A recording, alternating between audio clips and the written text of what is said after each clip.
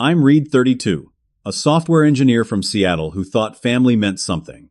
For an entire year, I transferred $600 weekly to support my parents after Dad lost his job.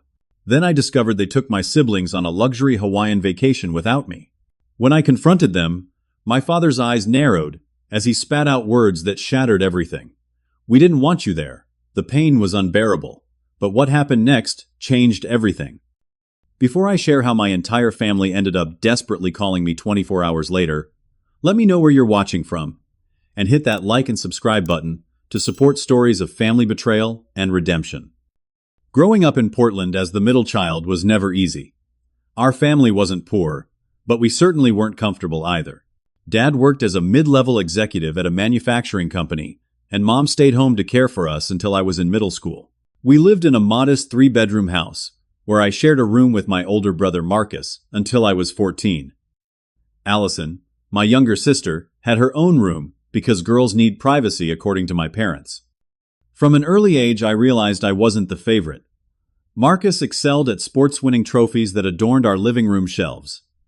Allison was the baby of the family, naturally receiving extra attention and affection. I was just there, the quiet one who preferred computers to football and books to parties. You need to get your head out of those computers and join the real world, Dad would say at dinner, dismissing my passion with a wave of his fork. Mom would give me sympathetic glances, but rarely contradicted him. Despite the lack of encouragement, I excelled academically. I earned a scholarship to the University of Washington for computer science, while Marcus dropped out of community college and Allison barely maintained a C average in high school. This only seemed to widen the gap between us. After graduation, I landed a job at a prominent tech company in Seattle.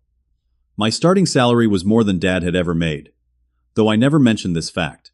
Over the next decade, I climbed the corporate ladder, eventually becoming a senior software engineer with stock options and a comfortable 6-figure income.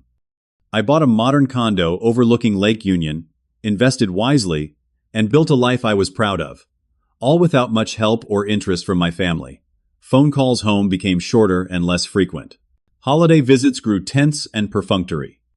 Then 11 months ago, everything changed. Dad called me on a Tuesday evening, something he never did. Reed, his voice cracked slightly. I've been let go. At 58, my father had been downsized out of the company he'd worked at for 23 years. No warning, just a severance package and a handshake. They said they're restructuring, bringing in younger talent. He explained, the bitterness evident in his tone. Your mother is worried sick about the health insurance. Her medication costs nearly $800 a month without coverage. Mom had been diagnosed with rheumatoid arthritis 5 years prior. The medication kept her pain manageable, but it was expensive. I knew what was coming before he asked. We might need a little help until I find something else, Dad said, pride making the words sound like they were being dragged out of him. Despite our strained relationship, they were still my parents. And unlike Marcus, who worked intermittently as a personal trainer, or Allison, who was still finding herself after college, I had the means to help. I can support you until you get back on your feet. I offered, already calculating what I could comfortably give. How does $600 a week sound? I'll set up an automatic transfer. The silence on the other end told me the amount exceeded his expectations. That's very generous, son, he finally said, his voice softening. Thank you. The next day, I arranged the transfers and called my mother to check in. She was effusive in her gratitude, telling me how proud she was of the man I'd become. It was perhaps the most affectionate conversation we'd had in years. That Sunday, I drove the 3 hours from Seattle to Portland for dinner. For the first time in my adult life, my parents seemed genuinely happy to see me. Dad clapped me on the shoulder, and Mom hugged me tightly. Our successful son, Dad announced, as we sat down to eat. Coming through for his old parents when they need it. Marcus and Allison were both there too. Marcus nodded appreciatively, while Allison looked slightly embarrassed. It's what family does, I said, feeling a warmth I hadn't experienced in that house for decades. Over the next few months, I continued the weekly transfers faithfully. I called more often, visited every other weekend. Dad struggled to find work at his age, despite having decades of experience. Companies wanted younger, cheaper employees. Mom's health had its ups and downs. but her medication remained consistent. I noticed small changes in our relationship. Dad asked about my work with what seemed like genuine interest. Mom sent me care packages with homemade cookies, something she hadn't done since college.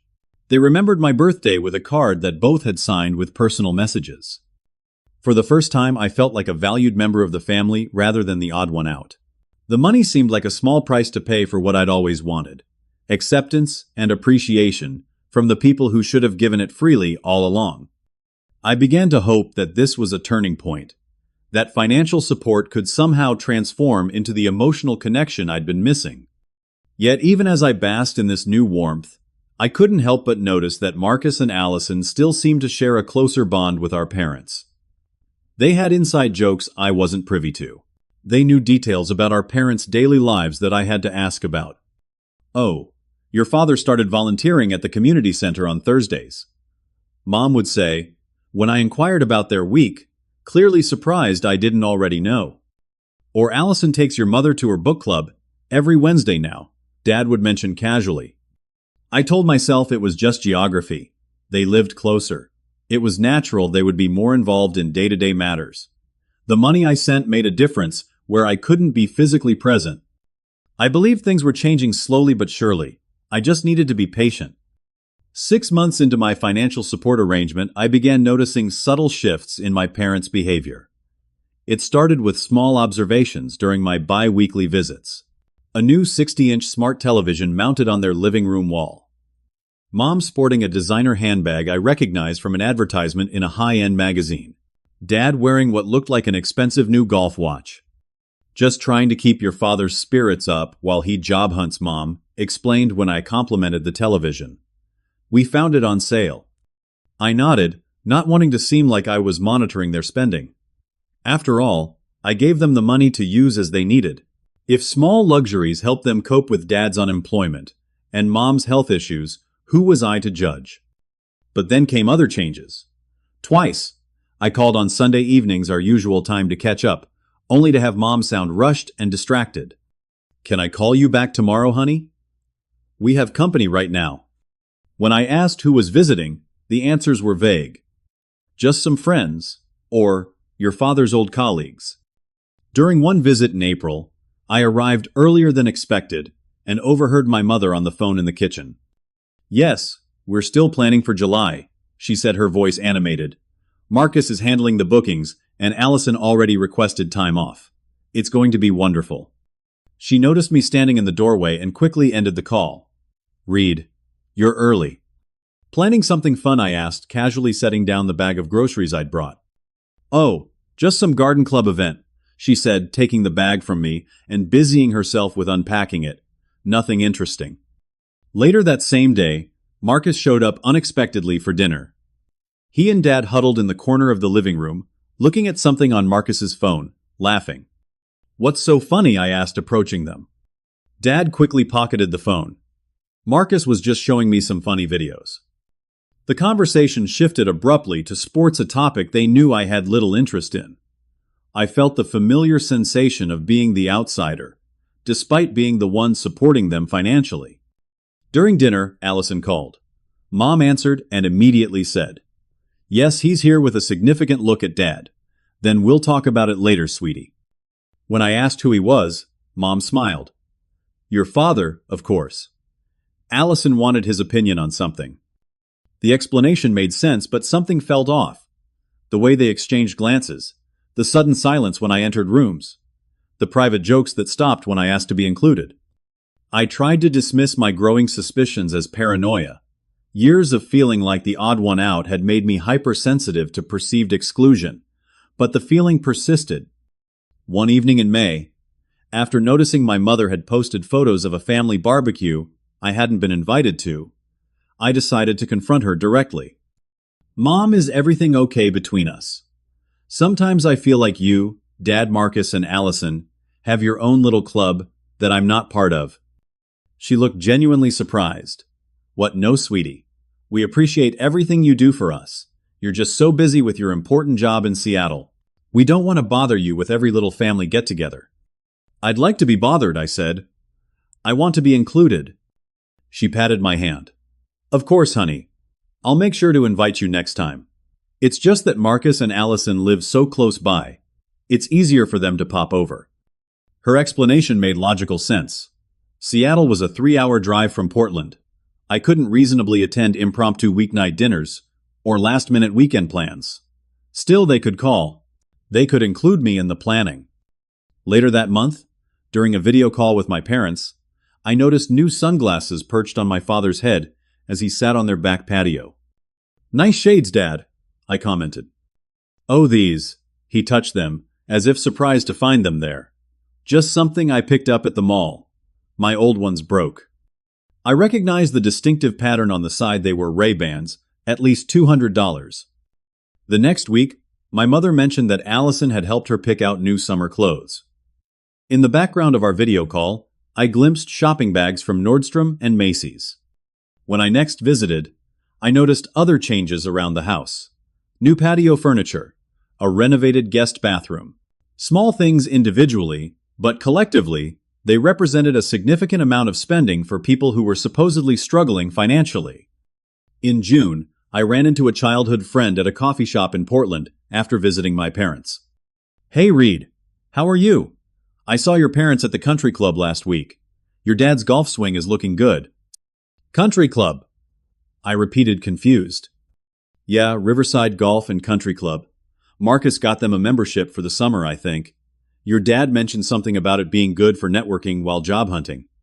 I nodded and changed the subject.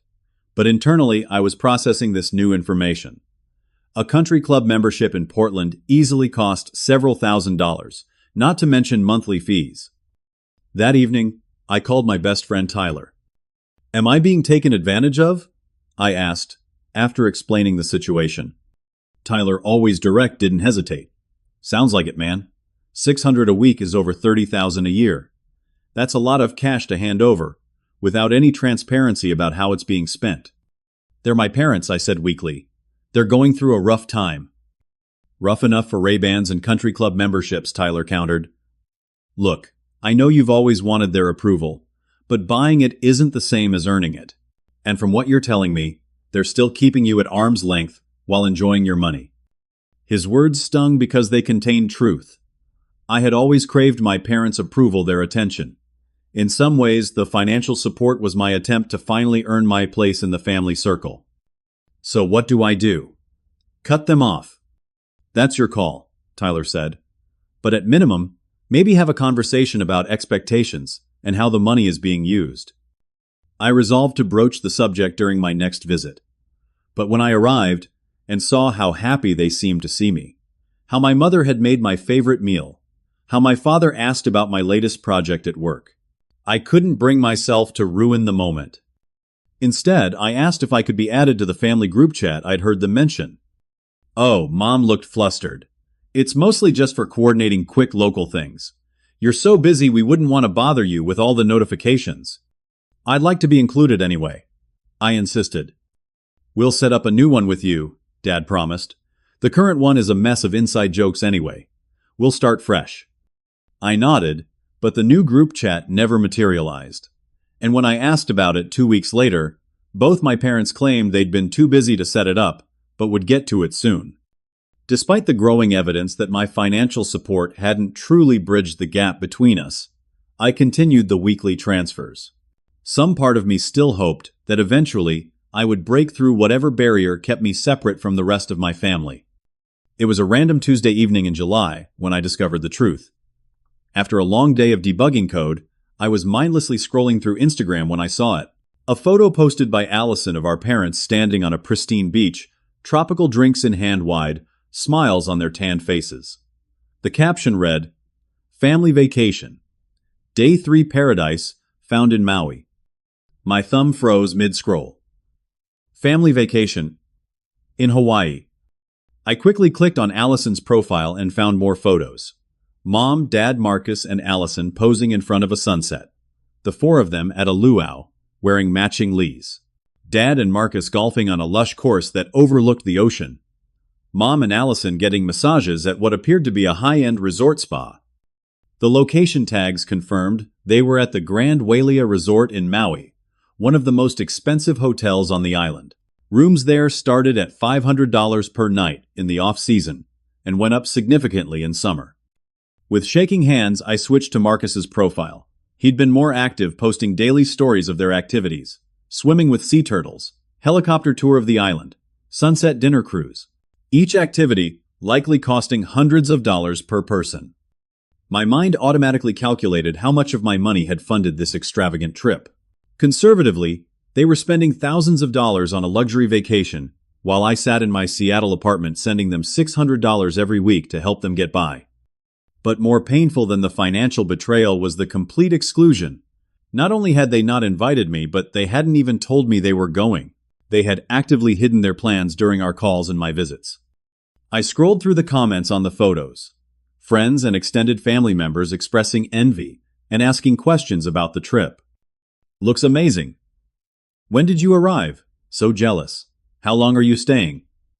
Your annual family trip looks better than ever this year. Annual family trip. This wasn't a one-off event. This was apparently a tradition I'd never been part of. I set my phone down and stared blankly at my living room wall. The betrayal felt physical, like a punch to my stomach. For 3 hours, I sat there replaying every conversation from the past few months, seeing all the signs I'd willfully ignored. The secret phone calls, the unexplained expenses, the vague excuses. It all made sense now. I didn't call or text them that night. What would I say? How could I articulate the depth of my hurt and betrayal without completely severing our relationship? Instead, I waited. According to Allison's posts, they were scheduled to return on Friday. I would confront them, then face to face. The next 3 days were the longest of my life. I went through the motions at work, but my mind was in Maui, picturing my family, laughing and enjoying themselves, probably making jokes at my expense. Good thing Reed isn't here. He'd probably be on his laptop the whole time. This is so much more fun without having to explain everything to Reed. Were these the kinds of things they said when I wasn't around? The thoughts tormented me. Finally, Friday arrived. I took the day off work and drove to Portland, arriving at my parents' house around 4 in the afternoon. Their cars were in the driveway, confirming they were home. I knocked on the door, heart pounding. My mother answered her face, showing surprise and then alarm. "Reed, we weren't expecting you. Is everything okay?" Her skin was noticeably tanned, her nose slightly sunburned. She wore a new shell necklace I'd never seen before. "Can I come in?" I asked, keeping my voice steady. "Of course, honey. We just got back from a trip. The house is a bit of a mess." She led me into the living room where Dad was unpacking a suitcase separating laundry. He looked up and I saw the momentary panic in his eyes before he composed himself. "Reed, this is unexpected." "Apparently I'm full of surprises," I said. "Unlike your trip to Hawaii, which seems to have been very carefully planned." The silence that fell over the room was deafening. Mom and Dad exchanged glances, a wordless communication passing between them. "You saw the photos," Mom finally said, her voice small. "Yes, Allison and Marcus have been quite thorough in documenting your family vacation." I couldn't keep the bitterness from my voice.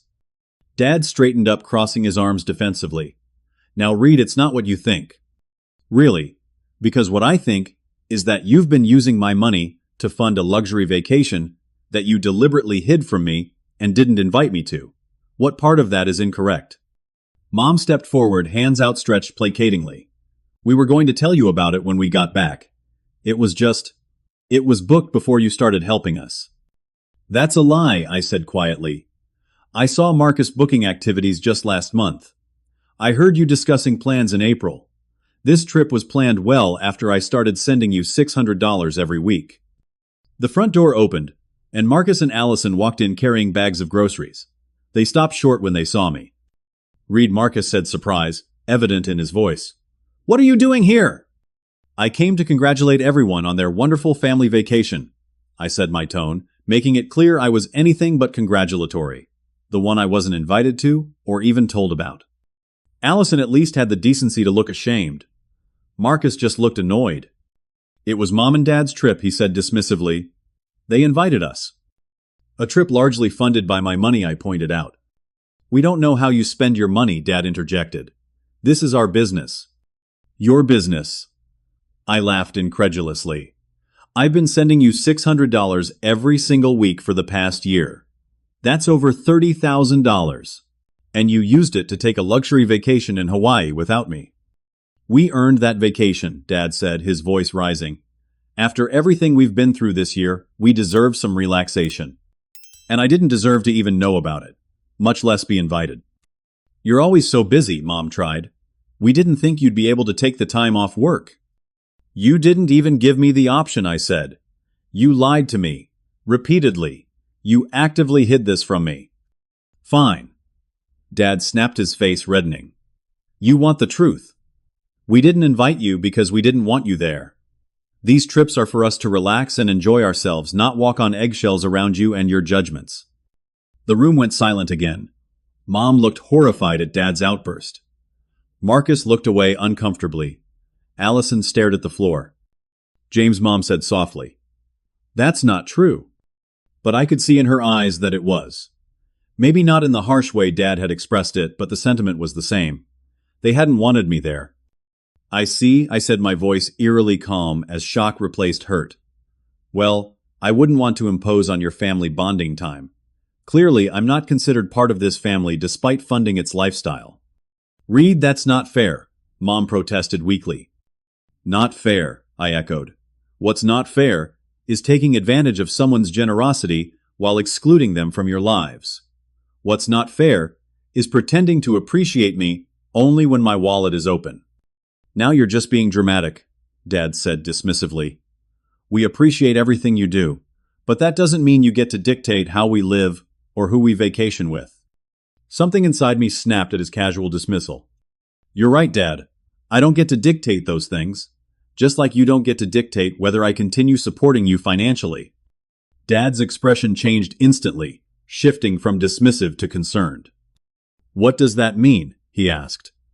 It means I'm done being your personal ATM. The weekly transfers stopped today. The atmosphere in the room shifted palpably. Mom's face paled. Dad's eyes narrowed. Marcus and Allison exchanged worried glances. You can't do that, Dad said, but there was uncertainty in his voice now. We rely on that money. Your mother's medication should be covered by the thousands you just spent on a Hawaiian vacation I finished for him. Or perhaps the country club membership Marcus got you. Or the new television. Or Mom's designer handbag. I turned to leave, unable to bear being in that house a moment longer. Reed, please. Mom called after me, real fear in her voice now. Let's talk about this. We can explain. I paused at the door, not turning around. I think Dad already explained everything perfectly clearly. You didn't want me there. Message received. I walked out, got in my car, and drove away, leaving them standing in the doorway. The family that had taken my money, but had never truly accepted me as one of their own. The drive back to Seattle was a blur. Rain started halfway through, matching my mood as I navigated the dark highway. Every mile put physical distance between me and my family. But the emotional wound felt like it was widening rather than healing. My mind kept replaying Dad's words. We didn't want you there. The naked honesty in his angry outburst had confirmed my deepest fears that despite everything I remained an outsider in my own family. Childhood memories flooded back unbidden. 10 years old, discovering everyone had gone for ice cream without telling me because I was engrossed in a book. 13, not being included in the family photo Christmas card because I was going through an awkward phase. 16, finding out my parents had attended Marcus's basketball game but skipped my science fair where I won first place. Small exclusions that formed a pattern I'd spent a lifetime trying to ignore or overcome. As I pulled into my condo's parking garage, exhaustion hit me. Not just physical tiredness from the 6-hour round-trip drive, but a bone-deep emotional fatigue. Years of seeking approval, of trying to earn my place, had culminated in this betrayal. I barely made it through my front door before the tears came. Standing in my darkened living room, I finally allowed myself to feel the full weight of what had happened. I sank to the floor, back against the wall, and sobbed like I hadn't since I was a child. The sound of my phone ringing eventually pulled me from my grief. Tyler's name flashed on the screen. Hey, I answered, not bothering to hide the thickness in my voice. Reed, are you okay? You were supposed to call me after you confronted them. I'd completely forgotten our arrangement. Tyler, always protective, had insisted I check in after the confrontation. They went to Hawaii, I said, the words coming out hollow. A luxury family vacation, without telling me. When I confronted them, my dad said they didn't want me there. Tyler's curse was emphatic. I'm coming over. Have you eaten? Not hungry. Irrelevant. I'm bringing food. 20 minutes. True to his word, Tyler arrived shortly after with Chinese takeout and a six-pack of my favorite craft beer. He didn't press me to talk immediately, just set out the food and handed me a beer. After a few minutes of silent eating, I recounted the entire confrontation. Tyler listened without interrupting, his expression darkening as I described my father's outburst and my decision to cut off financial support. You did the right thing, he said when I finished. They were taking advantage of you, using your money while excluding you from their lives. Maybe I overreacted, I said, doubt creeping in. Maybe there's an explanation I didn't give them a chance to share. Tyler fixed me with a stern look. Stop. This is exactly what they count on. Your willingness to doubt yourself and give them the benefit of the doubt. They had a year of your support, $30,000, and they spent it on luxury items and a vacation they deliberately hid from you. There's no explanation that makes that okay. Deep down, I knew he was right, but decades of conditioning of making excuses for my family's behavior, of blaming myself for not fitting in, were hard to overcome. I just thought things were finally changing, I admitted. That by helping them financially, I was finally earning their respect, their love. That's the problem, Tyler said gently. You can't earn what should be given freely. And real love doesn't come with conditions or price tags. We stayed up late talking, Tyler sleeping on my couch, rather than leaving me alone in my emotional state. His presence was a comfort, a reminder that family isn't always defined by blood. The next morning, I went through the mechanical process of canceling the automatic weekly transfers to my parents' account. The bank's website asked if I was sure I wanted to cancel the recurring payment. I hesitated only briefly before clicking confirm. Next, I composed an email to my parents. I chose email rather than calling because I needed to express myself clearly without interruption or manipulation.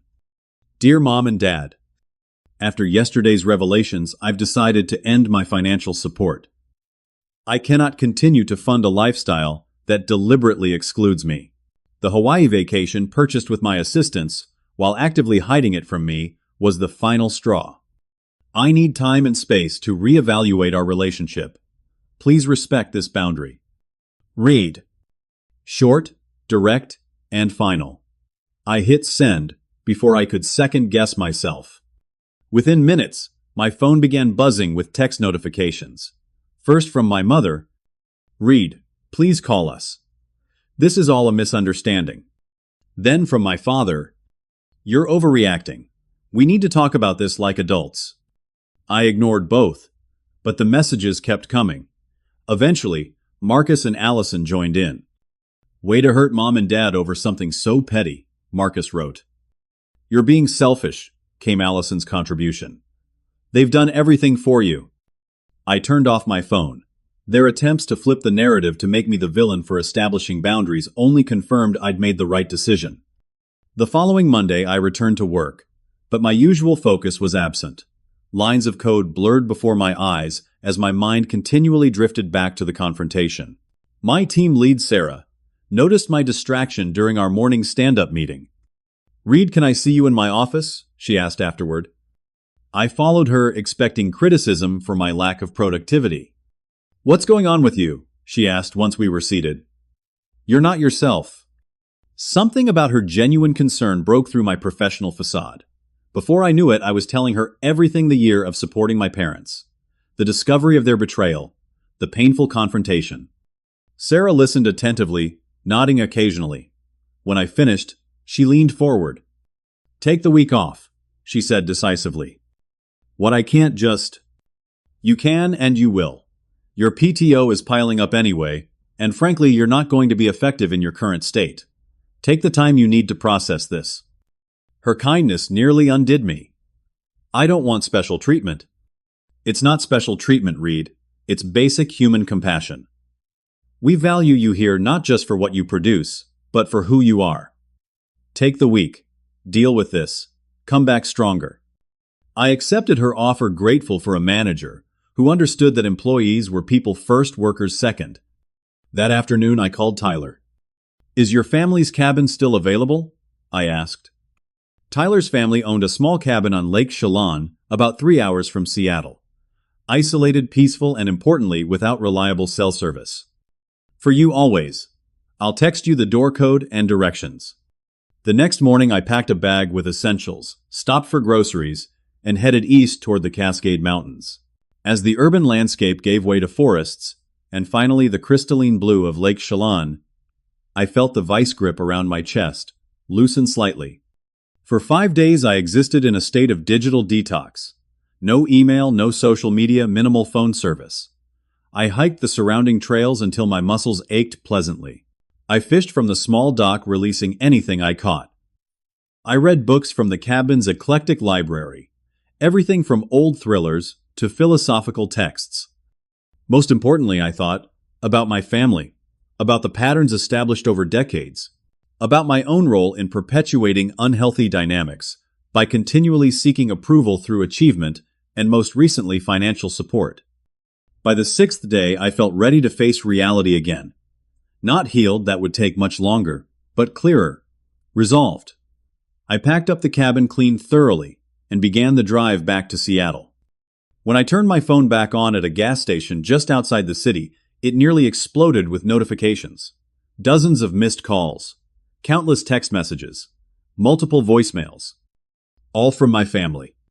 The most recent voicemail, left just an hour earlier, was from my mother. Her voice sounded strained, tearful. "Reed, please call us as soon as you get this.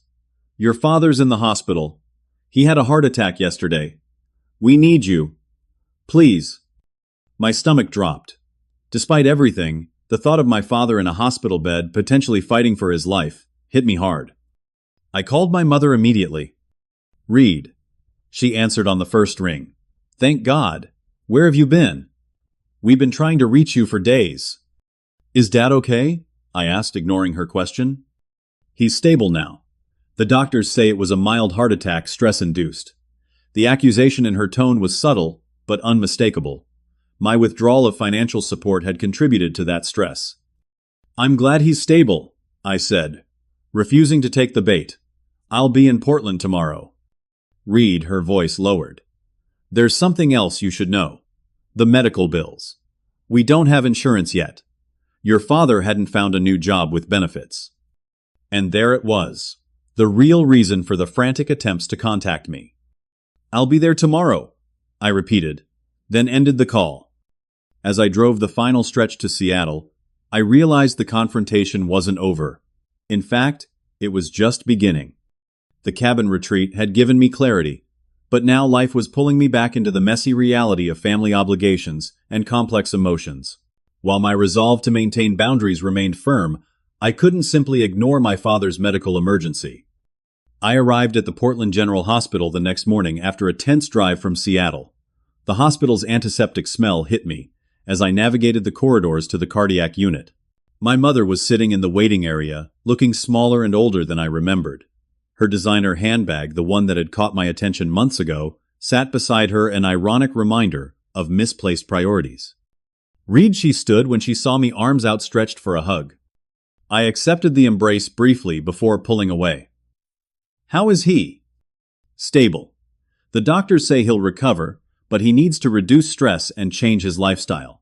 She lowered her voice. "They want him to start cardiac rehabilitation next week, but without insurance." She let the implication hang in the air between us. "Where are Marcus and Allison?" I asked, noticing their absence. "Marcus had to work. Allison is getting coffee." Translation. Now that there was a financial crisis, I was suddenly the important child to contact.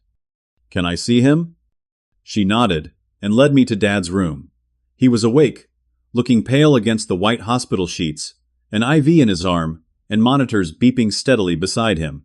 Despite everything, seeing him so vulnerable sent a pang through my chest. Reed, he said, his voice weaker than I'd ever heard it. You came. Of course I came, I replied, taking the chair beside his bed. You're my father. An uncomfortable silence fell between us. There was too much unspoken, too many hurts and betrayals hanging in the air. The doctors say, I'll be fine, he finally said. Just need to take it easy for a while. I nodded. That's good to hear. Reed, he began hesitantly about what happened. What I said. We don't need to discuss that right now, I interrupted. You need to focus on recovery. Truth be told, I wasn't ready to hear whatever justification or half apology he might offer. Not yet. Not when the wound was still so fresh. Your mother probably told you about the medical bills, he continued, ignoring my attempt to deflect. She mentioned it. We're in a bit of a tight spot, he admitted. Without your help this past month, and now with these unexpected expenses. So that was it. No genuine remorse for their betrayal, just concern about losing their financial safety net. I understand, I said neutrally. My mother returned with Allison, who gave me a stiff nod but no greeting. The tension in the room was palpable. I need some air, I said, standing abruptly. I'll be back. In the hospital cafeteria, I found a quiet corner and called Tyler. How's your dad? He asked immediately. Physically, he'll recover. Emotionally, he's more concerned about his bank account than repairing our relationship. Not surprising, Tyler replied. What are you going to do? I don't know yet. Part of me wants to help with the medical bills because he is my father. But another part knows if I do nothing will change. They'll take the money and continue excluding me. Maybe there's a middle path, Tyler suggested. Some way to help without giving them direct access to your money again. That evening, after ensuring my father was stable and resting, I returned to my parents' house with my mother and Allison. Marcus arrived shortly after having finished his shift at the gym.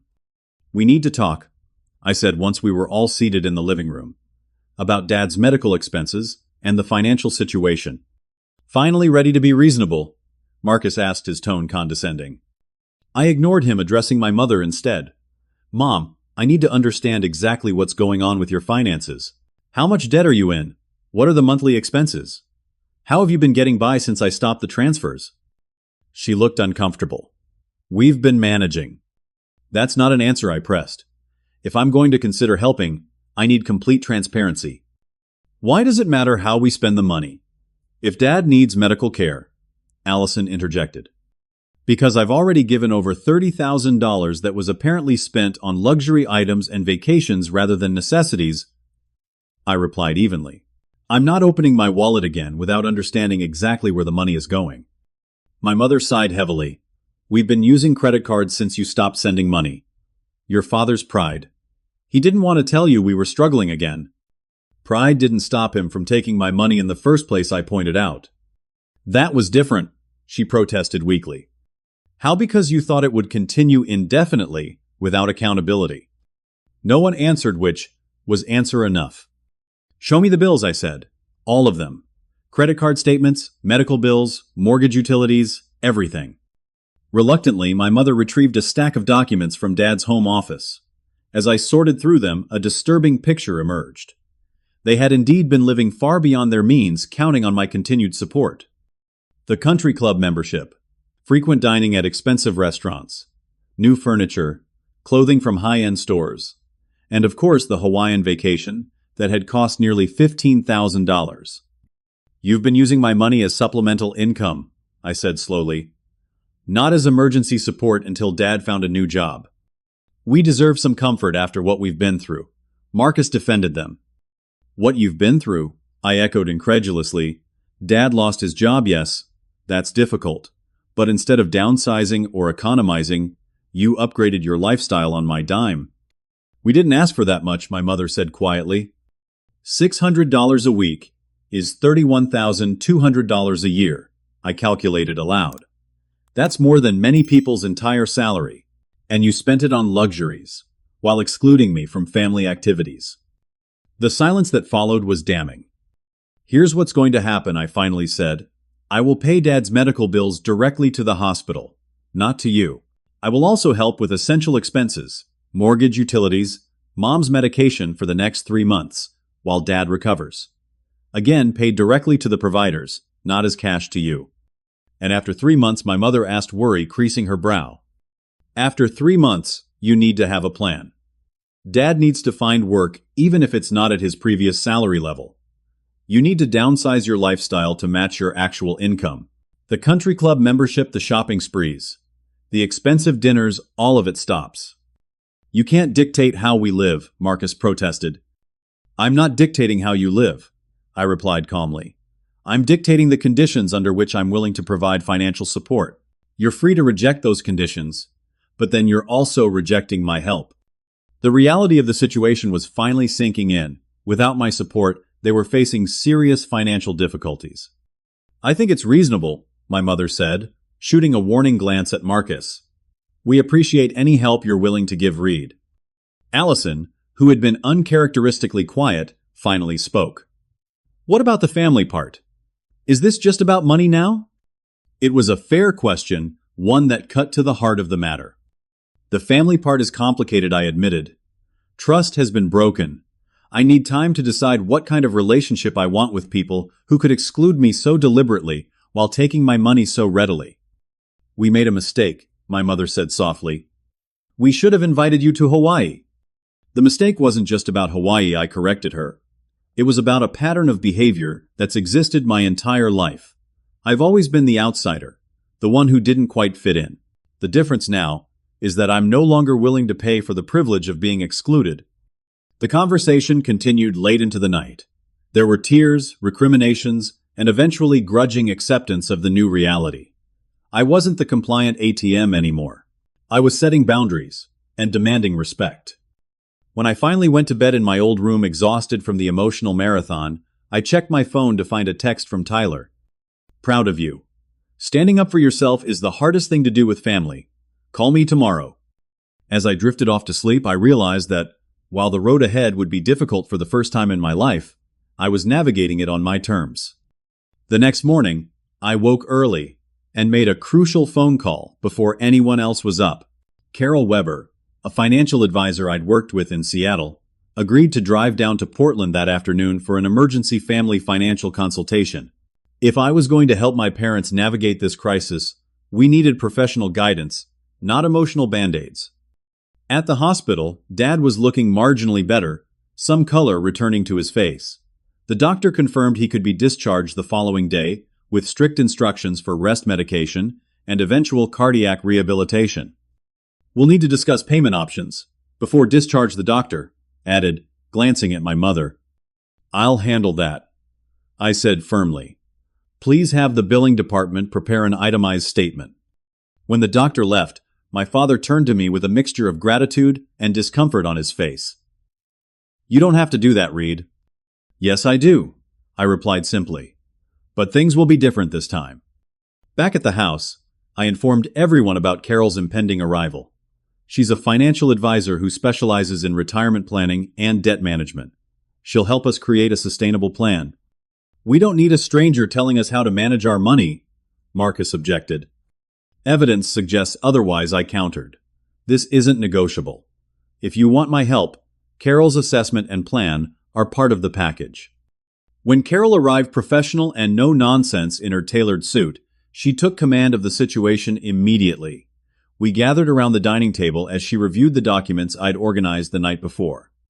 Based on what I'm seeing, she began, after a thorough examination, you've been living significantly beyond your means for at least the past year. Even with Reed's generous support, you've accumulated approximately $23,000 in credit card debt. My mother gasped. The number was higher than even I had calculated. Additionally, Carol continued, your mortgage has 32 months of payments left, but the interest rate is higher than current market rates. Refinancing could lower your monthly payment, though your current credit score might be an obstacle. What do you recommend? I asked. Carol laid out a comprehensive plan: debt consolidation, potential downsizing to a smaller home, eliminating luxury expenses, and creating a strict budget focused on essentials. She also suggested part-time work options for both my parents that wouldn't be physically taxing but would generate some income. With these measures and temporary support from Reed, you could be financially stable within 12 months, she concluded. but it will require significant lifestyle changes. The silence that followed was heavy with realization. The gravity of their financial situation was finally sinking in. "We'll do whatever it takes," my mother finally said, her voice small. Marcus and Allison exchanged glances, but remained silent. After Carol left promising to email a detailed written plan, the next day, I called a family meeting. It was time to address not just the financial aspects of our relationship, but the emotional ones as well. "I've decided how I'm going to handle this situation," I began. "I will pay Dad's medical bills directly. I will also provide support for essential expenses for the next 3 months, as outlined in Carol's plan. But there are conditions."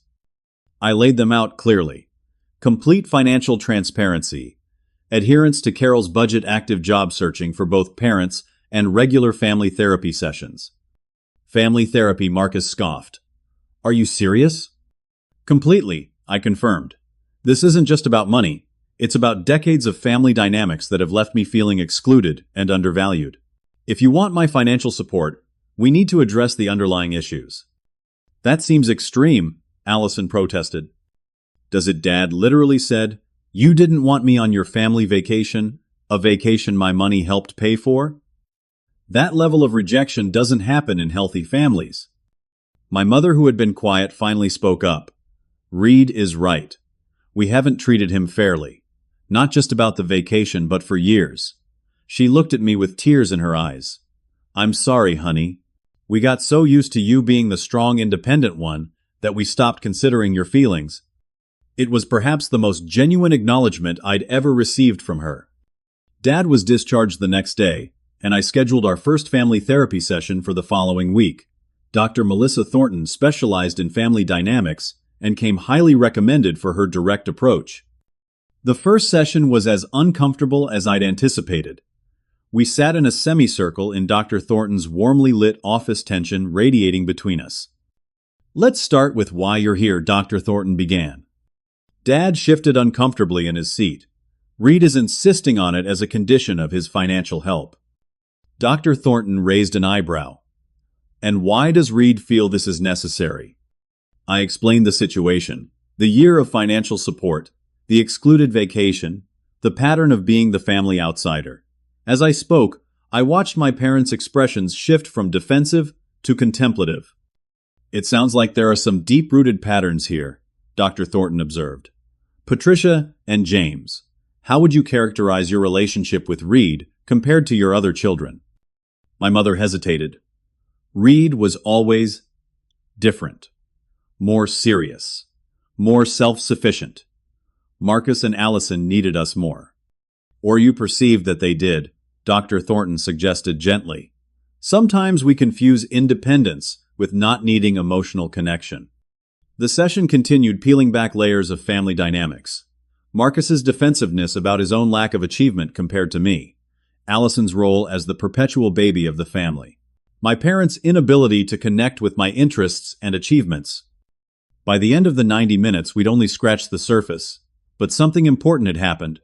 For perhaps the first time, my feelings and perspective had been centered in a family discussion rather than dismissed. As we were leaving, my father pulled me aside. "I never realized," he said quietly, "how much we'd hurt you over the years."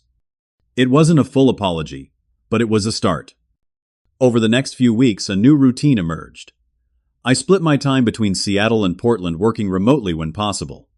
I met with my parents' creditors, negotiating payment plans.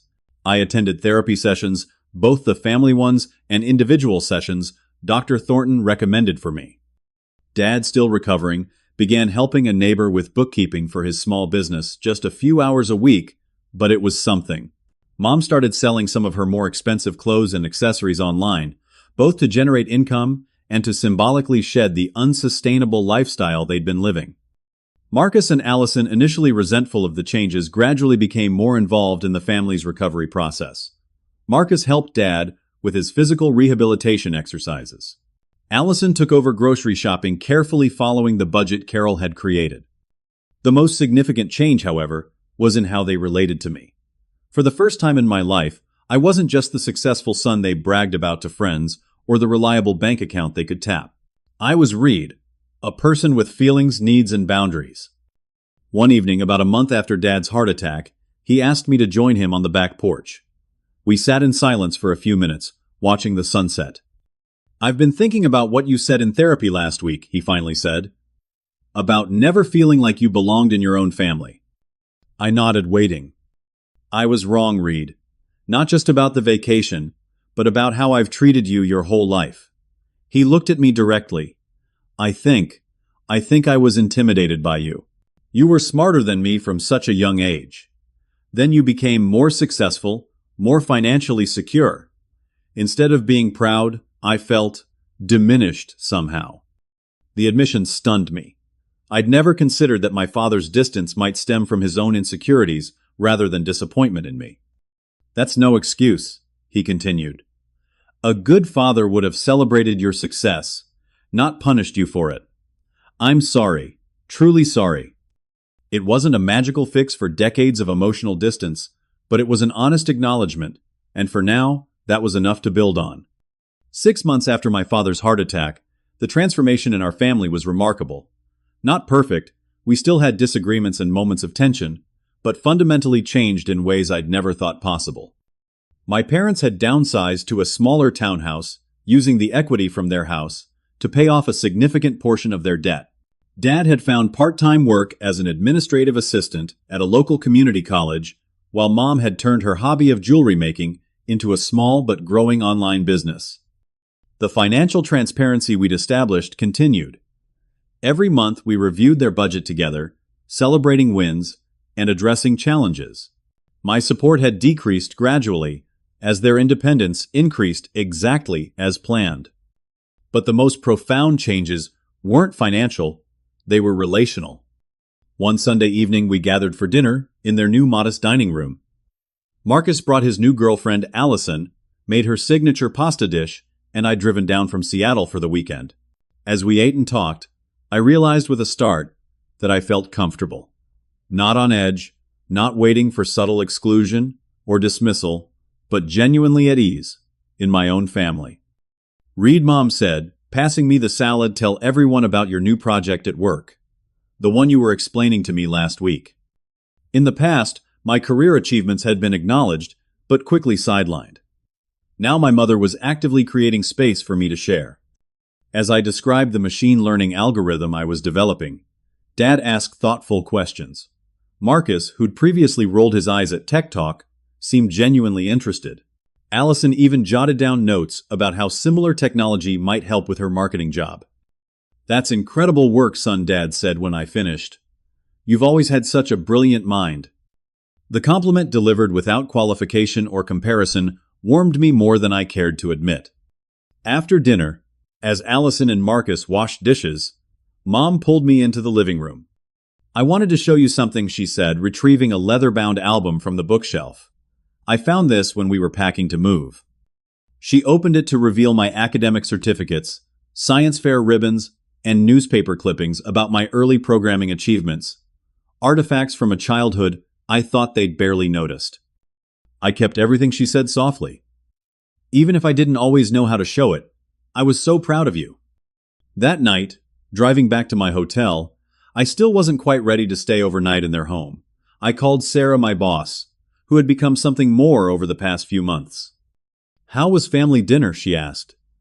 "Surprisingly good," I admitted. "Different." "I'm glad," she said warmly. "Does this mean you'll join them for the holidays?" I hesitated. Despite the progress, some wounds were still healing. Actually, I was thinking we could go to Bali instead, just the two of us. Sarah and I had been dating for 4 months, our relationship developing naturally from friendship into something deeper. She understood my family history and had supported me through the complex emotions of establishing healthier boundaries. "I'd love that," she replied. "But are you sure you don't want to continue the healing process with your family?" "I do," I assured her, "and we will. But I'm learning that healing doesn't mean saying yes to everything. It means making choices that honor both my relationships and myself." The next morning, I met with Dr. Thornton for what would be our final individual session. After 6 months of intensive therapy, both individual and family, we'd agreed it was time to transition to less frequent check-ins. How are you feeling about your decision not to spend the holidays with your family? She asked. Good, I said confidently. 6 months ago, I would have either declined out of anger or accepted out of obligation. Now I can make a choice based on what I genuinely want and need. That's significant progress, she observed. What's the most important lesson you've taken from this experience? I considered the question carefully. That you can't buy genuine relationships. For a year, I tried to purchase my family's love and inclusion with weekly payments. All it got me was exploitation and exclusion. Real connection comes from mutual respect, honesty, and boundaries, not financial transactions. And how would you describe your relationship with your family now? A work in progress. I smiled. But a genuine one. For the first time, we're relating to each other as real people, not roles or ATMs. That afternoon, before heading back to Seattle, I stopped by my parents' townhouse to say goodbye. Mom was in her small home office, working on her online jewelry store. Reed, I thought you'd already left. Heading out now, I said. Just wanted to say goodbye properly. She hugged me, then held me at arm's length. You know, your father and I were talking about doing a small family trip for Thanksgiving. Nothing extravagant, just a cabin at Mount Hood for a few days. We'd love for you to join us. In the past, I might have felt pressured to accept or rejected the invitation outright. Now I could respond authentically. Thank you for including me, I said sincerely, but Sarah and I are planning a trip to Bali. I've already purchased the tickets. I watched her face carefully, half expecting disappointment or guilt-tripping. Instead, she smiled genuinely. That sounds wonderful. Sarah is such a lovely person. You'll have to show us pictures when you get back. As I drove north toward Seattle, toward the life I'd built for myself, I reflected on the journey of the past year. From desperately seeking inclusion through financial support to finding genuine connection through honesty and boundaries. From being used as a personal ATM to being valued as a person. The healing wasn't complete. Perhaps it never would be entirely. Family relationships are too complex, too layered with history, to be perfectly resolved. But we had made real progress built on truth rather than transactions. I'd learned that genuine love can't be purchased, that respect must be mutual, and that sometimes the healthiest form of family love involves saying no as often as saying yes. Most importantly, I'd learned that my worth wasn't determined by my family's ability to recognize it. As I crossed the Columbia River into Washington, I felt a sense of peace I'd been chasing my entire life. Not because my family finally accepted me on my terms, though that was part of it, but because I had finally accepted myself, my needs, my boundaries, my right to be treated with respect. Sometimes the most powerful thing you can do for a relationship is to stop funding its dysfunction.